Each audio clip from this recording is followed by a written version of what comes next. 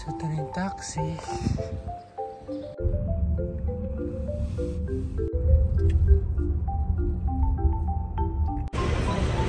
Hello, good morning everyone. This is our third day here in Albania.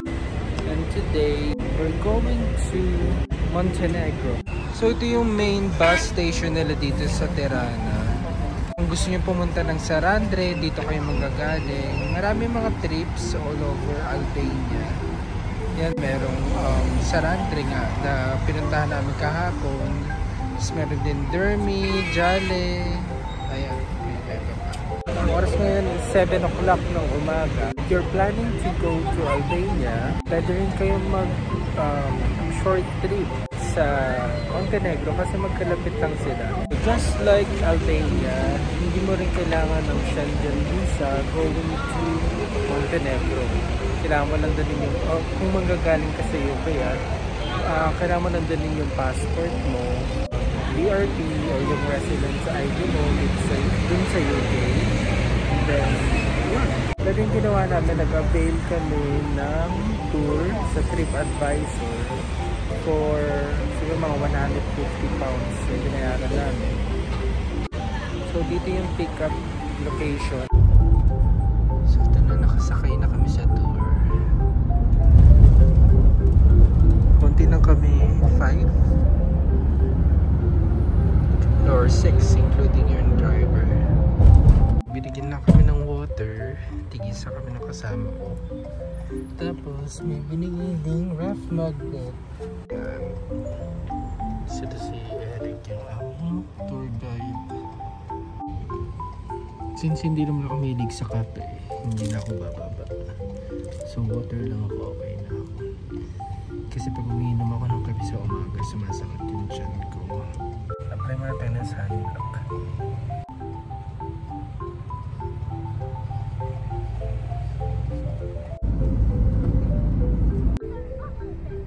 Shadow?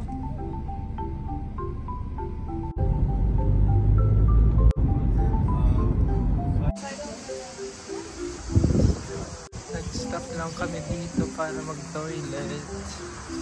Kaka 2 hours ride na kami.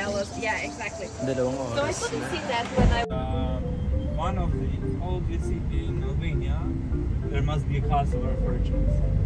But all the castles or the fortress actually are named according to the place that they are located. The castle that we have on this hill over here, it's called the Castle of Rozafa, for a couple of months. And one day, an old man, a wise man actually, Dito na kami sa border ng Albania to Montenegro. Ginawa na yung passport namin. They have made the office together, the Albanian and the Montenegro one, for short and the Portuguese. I'll leave the passports after we stop, so, or if you can help me. yeah. Hindi na nakalagpas na kami ng border. After the trip. At the end of the trip. Thank you. That's mom. I can't even find my credit card. Look at that view. So, dito na kami sa Montenegro. First stop from the border. Grocery na rin ako ng mga pwedeng pasalubong sa department. Sa mga kaibigan ko dito sa UK. Ito yung grocery store nila. Yung supermarket. Damiga.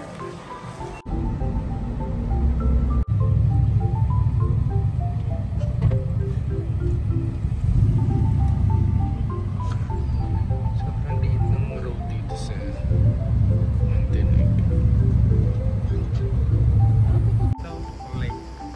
Yeah, what happened? Dito lang pala kami, hindi kami pupunta dun sa lugar. And as soon as you enter, try on the right. We're finally here! After a long drive. Ganda niya. 2:30 na ng hapon. At nakarating na rin kami finally dito sa second destination namin. Ayan siya. Sobrang ganda.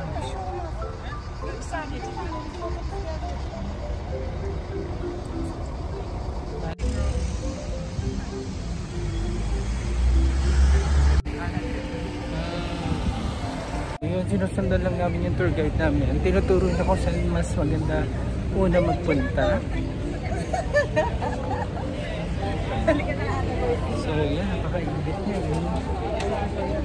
Pero hindi siya malagkit. Grabe, sobrang ganda dito. Nakikita ko sa ano lang.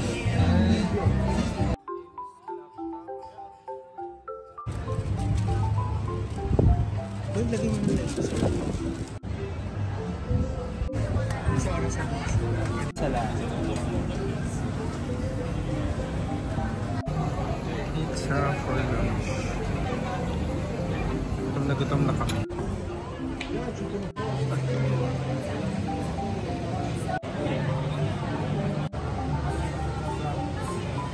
So mabilisang lunch lang kami.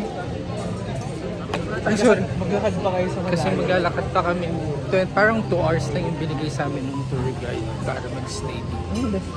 Kaya ayan, mabilisan lang yung lunch namin.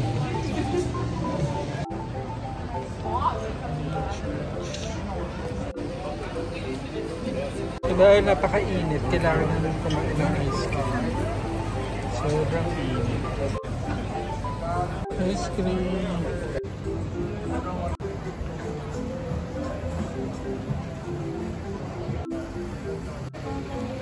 See you.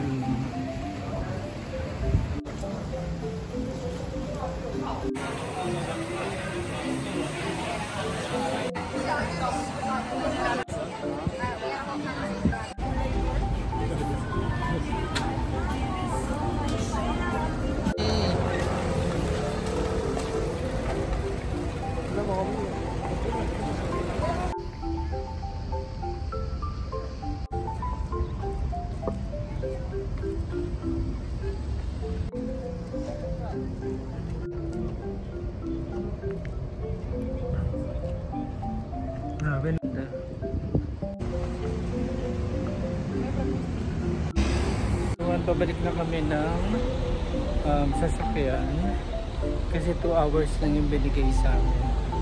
So 4:15 ng hapon yung meeting time. So 4 o'clock. Grabe, sobrang init. Haggard. Bago pala kayo pumunta ng sasakyan, nag-toilet muna kami dito sa mall. Kasi sobrang init. Ito pala maganda yung lighting dito. So yun. I tried learning Swedish on Duolingo and it worked for a little bit, but 5:30 na ng hapon at ito na yung last stop namin dito sa Montenegro. Mainit pa rin, tirik pa rin yung araw. Yun siya. Kaya nagpalit na ako ng damit dahil pawis na ako kanina. Yun yung 2,300 years ago. And as you can see, as you are going to see the architecture, the same one as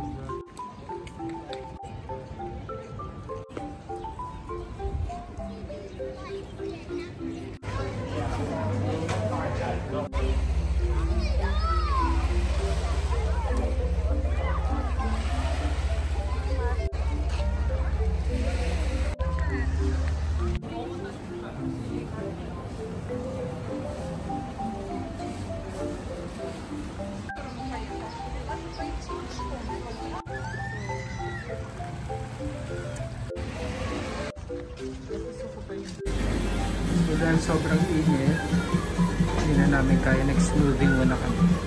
So watermelon and malina combined. So yung malina daw is raspberry dito sa Montenegro. For 5 euros. Sobrang init. Thank you, enjoy, have a nice day. Thank you.